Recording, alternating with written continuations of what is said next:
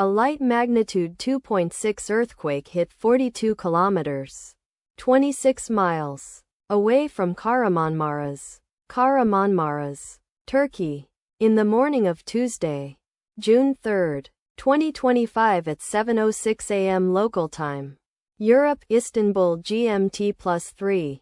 The quake had a very shallow depth of 7 kilometers, 4.3 miles, and was not felt, or at least not reported so.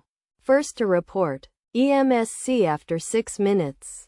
The earthquake occurred 1 day 15 hours after a magnitude 2.8 earthquake had hit on Sunday, June 1, 2025, at 4:12 p.m. GMT +3 local time. In 20 kilometers, 13 miles, distance to the west. Data source from Volcano Discovery. Did you feel it? Let us pray. May the earthquake that occurred not affect our brothers and sisters there. May the earthquake not happen again. And may God protect everyone. Amen.